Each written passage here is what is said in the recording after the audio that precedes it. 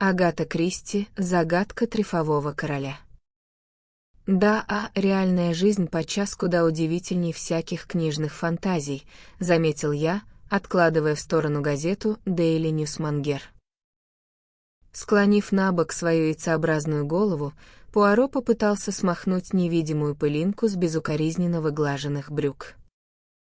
Мое не слишком оригинальное замечание, кажется, ужасно его рассердило. Какая глубокая мысль. Да, вы мудрец, мон ами. Стараясь не показать, что его насмешка обидела меня, я спросил. Вы уже прочли утреннюю газету? Разумеется, прочел. И, между прочим, аккуратно сложил, а не бросил на пол, как вы, Гастингс, со свойственной вам неаккуратностью. Между тем во всем необходимо придерживаться порядка и действовать методически. Ужасная у Пуаро привычка по всякому поводу заводить речь об аккуратности и порядке. Метод и порядок — вот боги, которым он поклоняется. Он настолько в них уверовал, что все свои успехи приписывает их чудодейственной силе. Значит, вы уже прочли сообщение об убийстве импресарио Генри Ридберна? Я имел в виду именно этот случай, когда сказал, что реальная жизнь куда удивительней вымысла. И не только удивительней, но и драматичнее. Представьте себе почтенное семейство. Таких семей, как Оугландеры, в Англии тысячи. Отец и мать, сын и дочь. Мужчины каждый день уходят на работу, женщины хлопочут по хозяйству.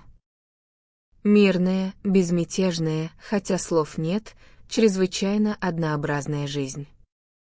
И вот вчера вечером вся семья собирается в уютной гостиной своего коттеджа с трогательным названием Дизи Мид в предместье Стритхэма сыграть партию в бридж, и вдруг дверь, ведущая в сад, распахивается, и в комнату неверной походкой входит молодая женщина. На ее сером шелковом платье аллеет пятно. Она произносит только одно слово «убийство» и падает без чувств. И тут Оугландеры узнают в женщине Валери Сент-Клер, балерину, не так давно пленившую своим талантом Лондон. Это вы так красноречивы, друг мой, или репортеры из Daily Newsmonger? Осведомился Пуаро. Газета уже была подготовлена к печати, поэтому там сообщаются лишь общие факты. Но драматизм происшествия меня сразу поразил. Пуаро глубокомысленно кивнул. Да, в жизни любого человека случаются драмы. Даже в жизни тех, у кого их вроде бы быть не должно. Учтите это, мон ами. Однако случай действительно интересный, и мне, видимо, придется им заняться. Правда. Да. Утром мне позвонили и от имени принца Поля Маронийского попросили принять его высочество сегодня вечером по весьма важному делу. Но какое это имеет отношение к убийству? Дорогой Гастингс, вы, очевидно, не читаете английские бульварные газетенки. А ведь в них уйма интереснейших сплетен. Взгляните-ка. И Пуаро ткнул своим коротким толстым пальцем в одну из газет.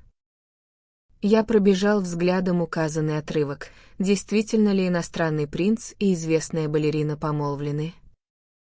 Понравилось ли ей обручальное бриллиантовое кольцо? А теперь, мой друг, можете продолжить ваше столь эффектное повествование. Вы остановились на том, как леди без чувств упала на ковер в гостиной Дизи Мида. Я пожал плечами. Отец и сын Оугландеры тут же бросились, один за врачом для молодой женщины, другой — в полицейский участок.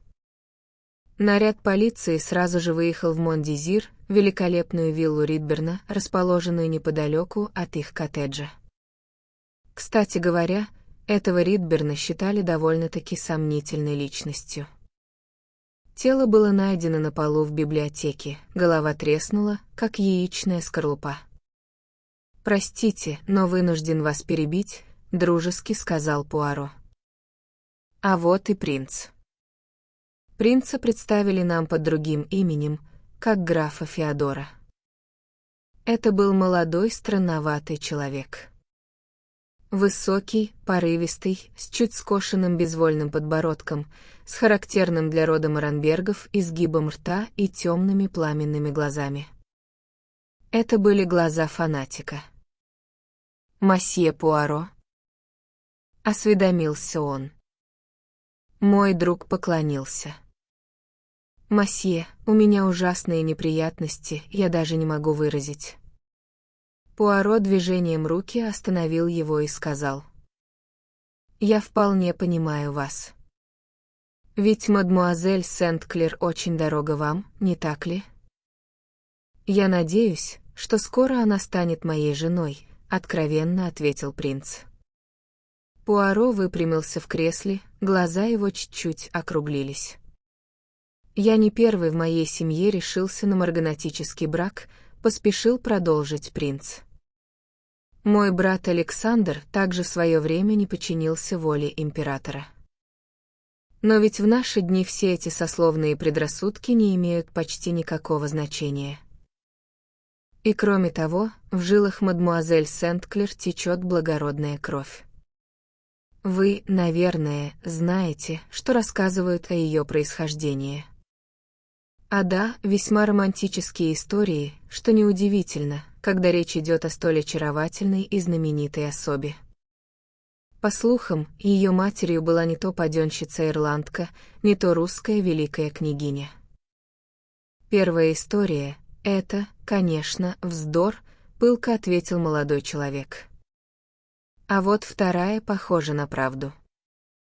Валерий, хотя и вынуждена сохранять тайну, намекнула мне кое о чем. Кроме того, породу видно с первого взгляда. Я верю в наследственность, мосье Пуаро. Я тоже, ответил Пуаро задумчиво. Мне довелось быть свидетелем многих странных случаев, которые укрепили эту веру. Да, я тоже верю в наследственность. Но вернемся к нашему делу. Чем могу служить? Чего именно вы опасаетесь? Надеюсь, мы можем говорить откровенно. Скажите, была ли мадмуазель Сент-Клер знакома с мистером Ридберном? Да. И он не скрывал, что был от нее без ума. А как относилась к нему мадмуазель? Весьма равнодушно, чтобы не сказать больше. Пуаро внимательно посмотрел на молодого человека. У мадмуазель Сент-Клер были какие-нибудь причины опасаться Ридберна? Принц на мгновение заколебался, затем ответил. Недавно произошел необычный случай. Вы когда-нибудь слышали о гадалке по имени Зара? Нет. Она просто великолепна. Вы непременно должны как-нибудь заглянуть к ней. Мы с Валери обратились к Заре на прошлой неделе. По картам выходило, что Валери угрожает какая-то опасность. Затем гадалка перевернула последнюю карту, это был трефовый король. «Остерегайся», — сказала она Валери, — «есть человек, который имеет над тобой власть и может принести тебе страшное несчастье». «Ты догадываешься, кто он?» Побелевшими губами Валери еле слышно прошептала: «Да, я знаю». Напоследок Зара еще раз предупредила ее: «Помни о трефовом короле, тучи сгущаются над тобой». После этого мы поспешно ушли. Я пытался расспросить Валери, но она отмалчивалась, лишь заверила меня, что с ней все в порядке. Но теперь, после вчерашнего ужасного происшествия, я уверен, что Ридберн и есть тот самый трефовый король, которого так боялась Валери. Помолчав, принц добавил: «Теперь вы понимаете, что я испытал, когда сегодня утром раскрыл газету. Даже если Валери сделала это в состоянии аффекта. А нет. Это невозможно. Пуаро поднялся с кресла и ласково похлопал молодого человека по плечу. «Умоляю вас, не терзайтесь. Эркюль Пуаро все уладит. Вы поедете в Стритхэм?» «Думаю, что Валерий не оправилась еще после такого ужасного потрясения и находится там. Я отправлюсь тотчас же. И еще я все уладил через посольство, вам не будут чинить препятствий. Тогда в путь. Гастингс, надеюсь, вы составите мне компанию».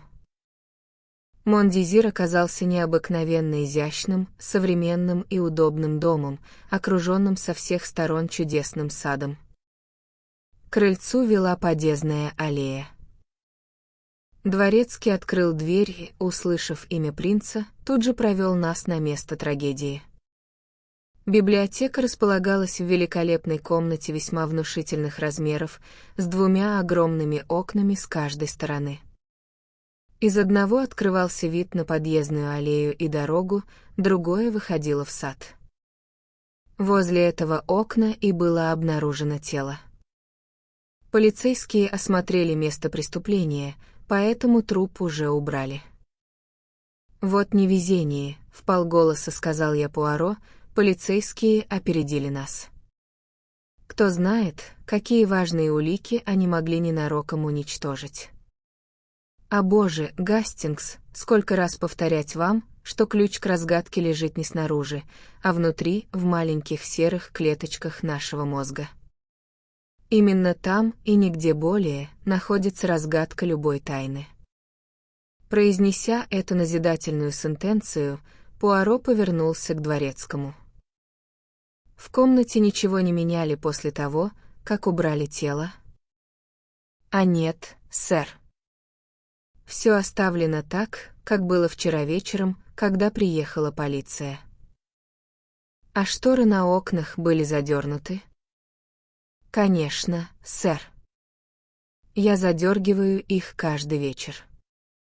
Но сейчас, я вижу, шторы раздвинуты. Должно быть, ваш хозяин раздвинул их?» «Наверное, так, сэр». «Вы знали о том, что он вчера вечером ожидал гостя?» «Он не упоминал об этом, сэр. Но он приказал, чтобы его не беспокоили после обеда.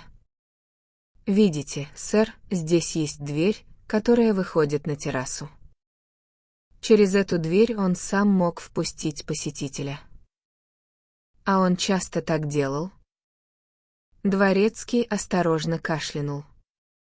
«Кажется, да, сэр». Пуаро направился к указанной двери, она была не заперта. Он распахнул ее и вышел на террасу, правая сторона которой выходила на подъездную аллею, а левая примыкала к красной кирпичной стене. «Там фруктовый сад, сэр. В стене есть дверь, через которую туда можно пройти, но ее всегда запирают в 6 часов». Пуаро кивнул и вернулся в библиотеку, дворецкий последовал за ним. «А вы вчера не слышали чего-нибудь необычного?» Около 9 часов я и остальные слуги слышали голоса в библиотеке, хозяин разговаривал с какой-то леди. Правда, в этом-то как раз не было ничего необычного. Хозяина довольно часто посещали дамы. «К сожалению, сэр, больше ничего не могу сообщить. Спальные комнаты слуг находятся в другом крыле дома». А потом, около 11, приехала полиция. «Как вы думаете, сколько человек было в библиотеке?» «Не могу с уверенностью сказать, сэр. Я слышал только голос леди». «Извините, сэр, но доктор Райан все еще здесь, может, вы хотите поговорить с ним?» Мы, конечно же, хотели.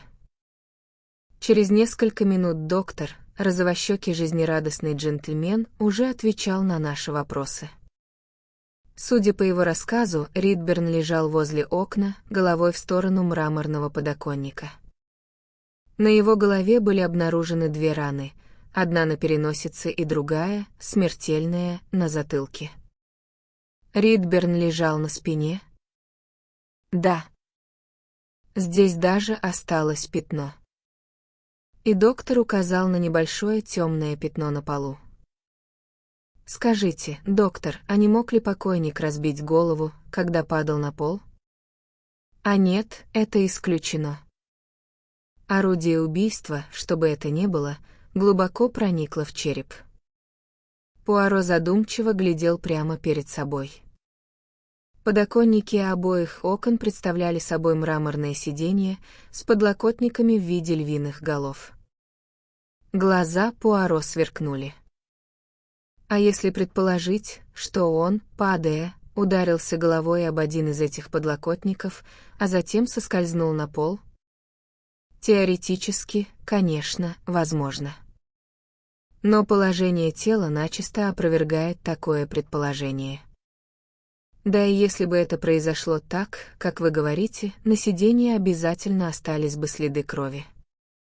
Но ведь их могли стереть. Доктор пожал плечами. Повторяю, вряд ли это возможно. И потом, зачем кому-то понадобилось выдавать несчастный случай за убийство? Это же абсурд. Да, конечно, неохотно согласился Пуаро. Как по-вашему, хватило бы сил у женщины нанести подобные удары? Это совершенно исключается. Вы ведь имеете в виду мадмуазель Сент-Клер? Я никогда и никого не имею в виду, пока у меня нет абсолютной уверенности, мягко ответил Пуаро. Затем он обернулся и внимательно посмотрел на стеклянную дверь, ведущую на террасу. Заметив это, доктор сказал: «Через эту дверь мадмуазель Сент-Клер выбежала из комнаты. Если вы приглядитесь внимательно, то между деревьями сможете заметить Дизи Мид, он находится довольно далеко отсюда, но, кроме него, с этой стороны не видно ни одного дома. Те дома, что поближе, расположены со стороны фасада». «Благодарю вас за помощь, доктор», — сказал Пуаро. «Ну а мы с вами, Гастингс, отправимся по следам мадмуазель Сент-Клер». Мы с Пуаро прошли садом, вышли через чугунные ворота Мондизира и еще некоторое время брели по лесистой местности. Наконец подошли к садовой калитке Дизи Мида, который оказался совсем маленьким скромным домиком. При нем был небольшой, в пол-акра, участок земли. Еле заметные следы вели прямо к двери, выходящей в сад.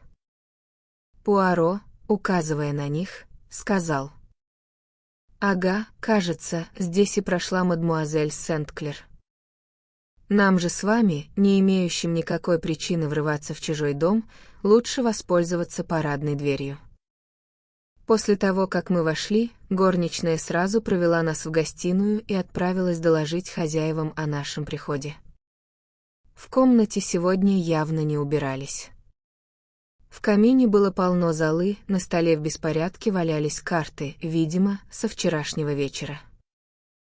Гостиная была переполнена дешевыми безделушками, стены увешаны на редкость уродливыми фамильными портретами. Пуаро внимательно разглядывал их, хотя, наверное, с меньшим интересом, чем я, затем он поправил криво висевший портрет. Семейные узы — замечательная вещь, не так ли, Гастингс? Чувства тут заменяют красоту. Я согласно кивнул, не отрывая глаз от портрета, на котором были запечатлены джентльмен с бакенбардами, дама с высокой старомодной прической, упитанный мальчуган и две маленькие девочки, украшенные невероятным количеством бантиков. Я решил, что это семейный портрет О'Гландыров, сделанный, вероятно, много лет тому назад, и поэтому изучал его особенно внимательно. Дверь неожиданно открылась, и вошла молодая женщина. На ней были неопределенного цвета спортивный жакет и твидовая юбка, темные волосы уложены в аккуратную прическу. Она вопросительно посмотрела на нас. Пуаро шагнул ей навстречу. «Мисс О'Гландер? Простите, что врываюсь к вам после столь неприятных событий. Вы, должно быть, из-за всего этого ужасно расстроены».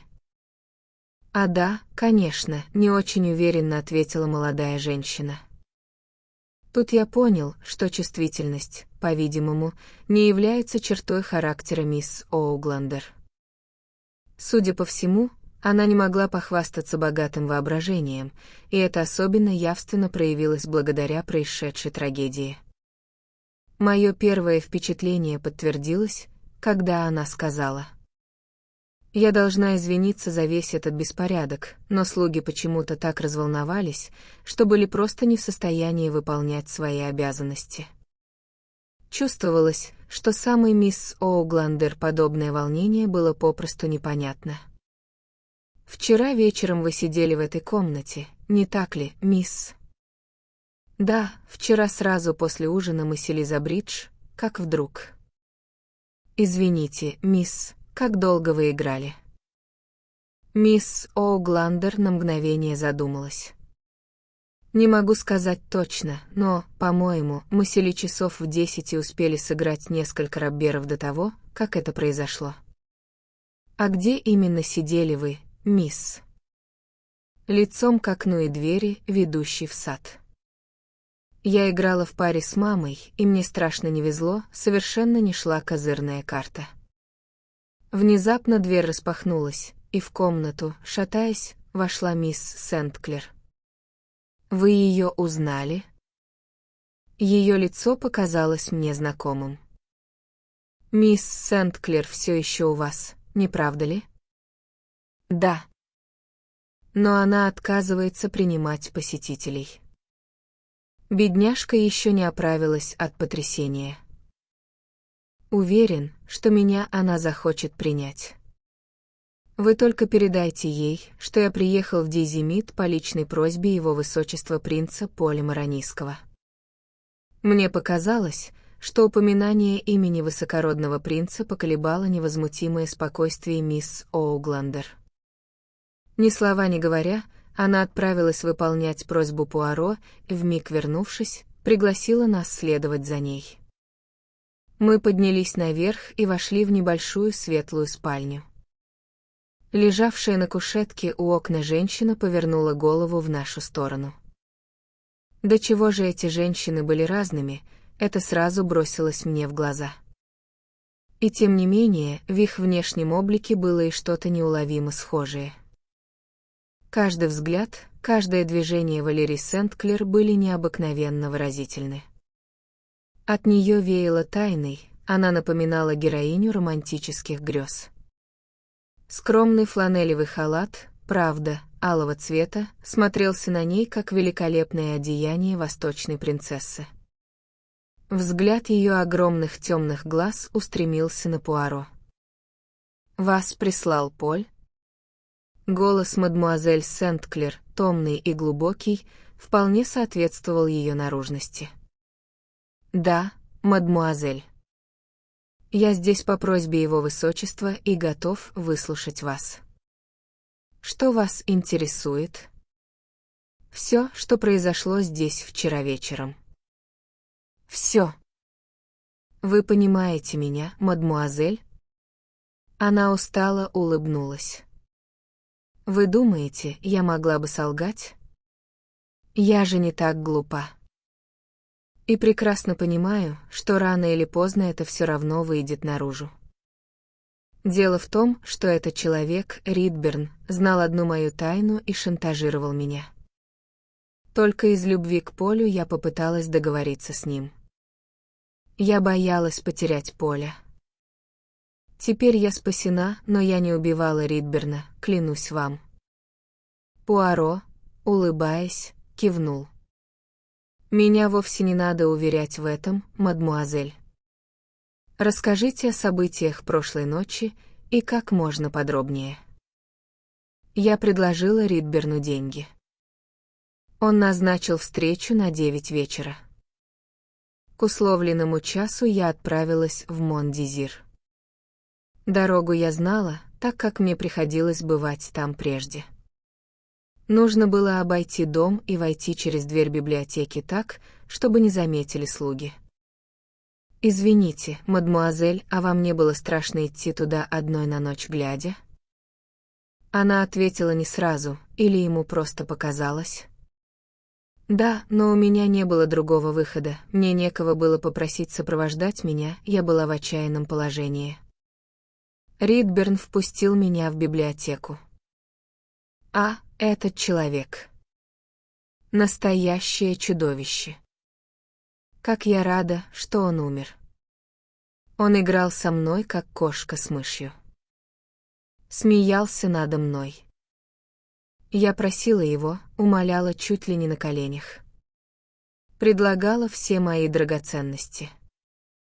Все напрасно. Затем он назвал свои условия. Наверное, вы догадываетесь, какие?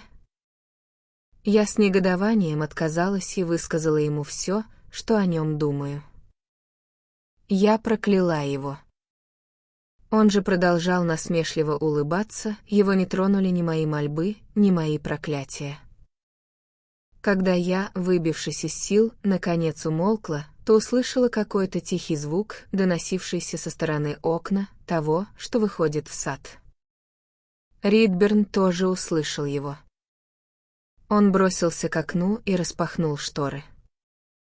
Там прятался мужчина ужасной наружности, по-видимому, бродяга. Он бросился на Ридберна и бил его до тех пор, пока тот не упал. Бродяга схватил меня окровавленной рукой, я вырвалась и бросилась бежать со всех ног. Моя жизнь была в опасности. Заметив освещенные окна какого-то дома, я устремилась в ту сторону. Жалюзи были подняты, и я увидела людей, сидящих за карточным столом. Собрав последние силы, я буквально влетела в комнату, прошептав только одно слово «убийство», а затем куда-то провалилась. «Благодарю вас, мадмуазель. Вы, наверное, испытали тяжелое потрясение. Не могли бы вы все же описать этого, как вы выразились, бродягу?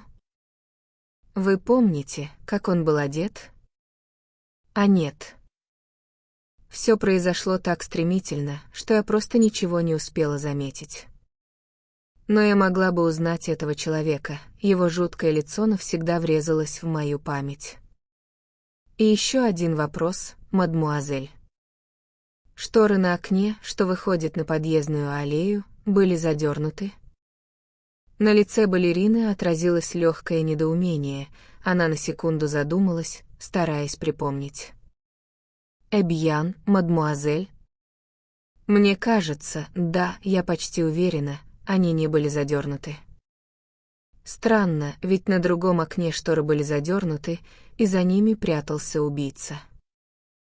Но, в сущности, это не имеет большого значения. Сколько вы еще собираетесь пробыть в этом доме, мадмуазель? Доктор считает, что я буду в состоянии вернуться в Лондон уже завтра. Она оглядела комнату и, заметив, что мисс Оугландер ушла, добавила: «Оугландеры очень добры ко мне, но, понимаете ли, это люди не моего круга. Я их шокирую. Что до меня, то, честно говоря, я не очень-то жалую буржуа». В ее словах мне послышалась затаённая горечь. Пуаро кивнул. «Я вас прекрасно понимаю, мадмуазель. Надеюсь, что не очень утомил вас своими расспросами». «Вовсе нет, мосье Пуаро. Единственное, что меня беспокоит, так это то, что Поль до сих пор остается в неведении. Прошу вас, поскорее рассейте его тревогу. В таком случае разрешите откланяться, мадмуазель, и пожелать вам всего наилучшего». Выходя из комнаты, Пуаро вдруг остановился, указав на пару лакированных туфелек, спросил: «Это ваши, мадмуазель?» «Да, мосье». Служанка только что почистила и принесла их. «Что за странные слуги в этом доме», — заметил Пуаро, когда мы спускались по лестнице, от волнения забывают убрать комнаты, но не забыли привести в порядок туфли. Итак, Монами, хотя в этом деле есть еще один-два неясных момента, думаю, да, именно так. что нам придется отнести его к разряду законченных. Все просто до очевидности. А как же убийца? Эркюль Пуаро не ловит бродяг, важно ответил мой друг. В холле нас поджидала мисс О'Гландер. «Мама очень хотела бы поговорить с вами», — сказала она. «Не могли бы вы пройти в гостиную, это не отнимет у вас много времени». В комнате по-прежнему был беспорядок. Пуаро собрал со стола карты и начал рассеянно тасовать их своими маленькими ухоженными руками. «Знаете, о чем я думаю, мой друг?» — спросил он. «Нет», — ответил я нетерпеливо. «Я думаю, что мисс О'Гландер была неискренна, утверждая, что к ней не шли козыри. У нее было целых 3 козырных карты. Пуаро, это уж слишком. Мон дьё, не могу же я все время говорить об убийствах и крови». Внезапно он замер. «Гастингс, посмотрите. Трефового короля нет в колоде». «Зара!» — воскликнул я. Но Пуаро, похоже, не понял меня. Он машинально вложил карты в коробку. Его лицо было очень мрачным. «Гастингс», — в конце концов сказал он. «Я, Эркюль Пуаро, чуть было не совершил непоправимую ошибку». Я глядел на него, ничего не понимая. «Мы должны начать все сначала, Гастингс». «Да. Но уж на этот раз мы не должны оплошать». Его рассуждения были прерваны приходом красивой, но уже в летах, женщины. В руках она держала хозяйственные книги. Это была миссис О'Гландер. Пуаро галантно ей поклонился. «Правильно ли я поняла, мосье Пуаро, вы друг мисс Сент-Клер?» «Это не совсем так, мадам. Дело в том, что я приехал сюда по поручению очень близкого друга мадмуазель». «О, понимаю». Я подумала, что, возможно. Пуаро вдруг прервал ее и, указав на окно, спросил. «Скажите, мадам, жалюзи вчера вечером были опущены?» «Нет». «Наверное, поэтому мисс Сент-Клер и увидела свет в нашем окне. Прошлой ночью ведь светила луна?» «Странно, что вы не заметили мадмуазель Сент-Клер, хотя вроде бы и сидели лицом к окну?» «А да, вы правы. Мне кажется, никто из нас не заметил ее потому, что все мы были вчера очень увлечены игрой. Никогда раньше не играли с таким азартом». «Понимаю, мадам. И еще хочу вас успокоить, мадмуазель Сент-Клер завтра от вас уезжает». Лицо женщины мгновенно прояснилось, казалось, что с ее плеч свалилась огромная тяжесть. Мы распрощались. Выходя из дома, Пуаро обратился к служанке, подметавшей ступеньки парадной лестницы. «Это вы почистили туфли мадмуазель Сент-Клер?» Девушка отрицательно покачала головой. «Нет, сэр, я даже и не знала, что их почистили». «Кто же в таком случае это сделал?»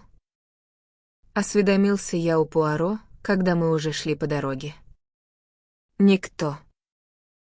Они просто не нуждались в чистке». Конечно, если бы мадмуазель Сент-Клер шла по утоптанной дорожке в пригожий вечер. Но ведь она прошла через весь сад по траве. Наверняка ее туфли промокли и запачкались. Если бы все было так, то непременно бы запачкались. Но... Пожалуйста, друг мой, еще полчаса терпения, и ваше любопытство будет удовлетворено. А сейчас мы возвращаемся в Мон-Дизир. Дворецкий очень удивился, когда мы неожиданно появились на пороге, но без возражений провел нас в библиотеку. «Вы перепутали окна, Пуаро!» — крикнул я, увидев, что Пуаро направился к окну, выходящему на аллею. «Я никогда ничего не путаю, друг мой. Смотрите сюда». И он указал на голову льва.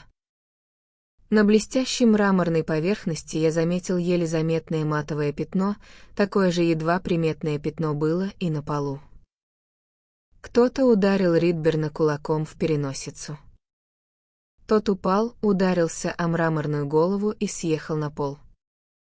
Потом его перетащили к противоположному окну и положили там. Но зачем? Ведь в этом не было никакой необходимости. Да нет, как раз это и было необходимо сделать убийце.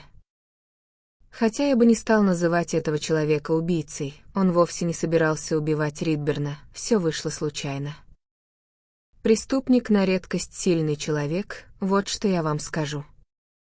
Вы так решили, потому что он проволок тело через всю комнату? Не только, дорогой Гастингс.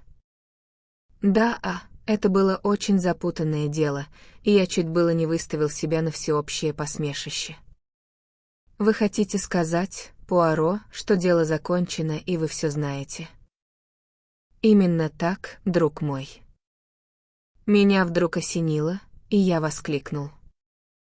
А нет, Пуаро, есть еще одна вещь, которую вы не знаете. Интересно, что? Вы не знаете, где пропавший трефовый король, торжествующе заявил я. Это, конечно, очень забавно, Монами. Я не понимаю. Дело в том, что трефовый король у меня в кармане. И Пуаро с победным видом извлек упомянутую карту из кармана своего пиджака. «Где вы ее нашли?» «Здесь, в библиотеке?» — спросил я поникшим голосом. Как раз в этом нет ничего таинственного. Все дело в том, что его величество весь вчерашний вечер оставался в коробке, его просто по рассеянности забыли оттуда достать вместе с остальными картами. Там-то я его и обнаружил. И этот факт помог вам разгадать тайну? Именно, друг мой, за это я должен поблагодарить его величество трефового короля. И мадам Зару. А да, и эту даму тоже. Ну и что же мы теперь будем делать? Вернемся в Лондон. Но сначала я бы хотел нанести небольшой визит в Дизимит и сказать несколько слов одной леди. Та же горничная открыла нам дверь. «Вся семья обедает, сэр, но если вы хотите видеть мисс Сент-Клер, то она отдыхает наверху». «Нет-нет, я бы хотел повидать миссис Оугландер». Нас снова провели в гостиную. Проходя мимо столовой, я мельком увидел семейство Оугландеров за трапезой. Но теперь присутствовала и мужская его половина, двое крепких солидных мужчин с бакенбардами, а тот, что постарше, и с бородой. Через некоторое время в гостиную вошла миссис Оугландер. Она настороженно смотрела на Пуаро. Он учтиво ей поклонился. «Мадам, на моей родине с огромным уважением и любовью относятся к матерям. Мать — это святое». Подобное начало повергло миссис Оугландер в сильнейшее изумление. «Поэтому я здесь, чтобы успокоить несчастную мать. Я, Эркюль Пуаро, заверяю вас, убийца мистера Ридберна никогда не будет пойман. Ведь я прав, обращаясь к матери, или же я должен заверять в этом не мать, а жену?» На минуту воцарилось тягостное молчание.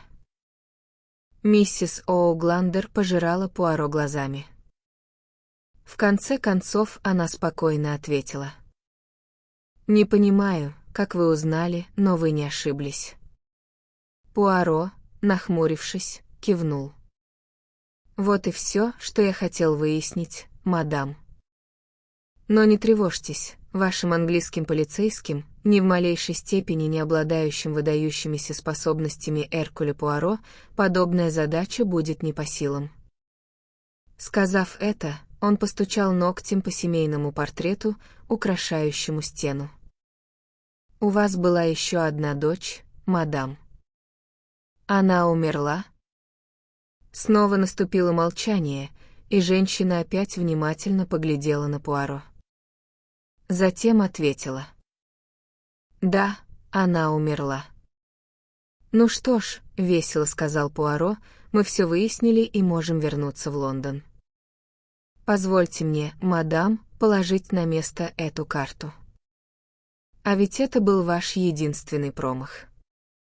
Играть в бридж больше часа и не заметить, что в колоде недостает одной карты, кто же этому поверит? Бонжур, мадам. Теперь, друг мой, надеюсь, вы все поняли». Осведомился Пуаро, когда мы шли к станции. «Да ничего я не понял». «Кто убил Ридберна?» «Джон Оугландер-младший». Я был уверен, что это сделал кто-то из мужской половины семьи Оугландеров, хотя и не знал наверняка, отец или сын. Но потом остановился на сыне, как более молодом и крепком. А в тот вечер ему понадобилась вся его сила. Но почему вы решили, что это сделал один из Оугландеров? Да потому, что Валери воспользовалась для бегства дверью, ведущей в сад. Если вы помните, Гастингс, из библиотеки есть 4 выхода, 2 двери и 2 окна. Дейзи Мид виден только из одного окна, того, что выходит в сад. Нужно было создать впечатление, что Валери попала в Дейзи Мид случайно, заметив его из ближайшего к ней окна. На самом деле трагедия разыгралась у противоположного окна, выходящего на дорогу. Кстати говоря, с той стороны находится и ближайшее жилье. Труп оттащили, чтобы скрыть этот факт. Валери после всего происшедшего потеряла сознание, и Джону пришлось нести ее всю дорогу до Дейзи Мида на руках. А для этого, как я уже говорил, нужно быть человеком незаурядной силы и выносливости. В таком случае выходит, что они пришли к Ридберну вместе? Конечно. Вы помните, как она замялась, когда я спросил, не боялась ли она одна идти в Мондизир? Она взяла с собой Джона Оугландера, и мне кажется, что это обстоятельство весьма испортило настроение Ридберну.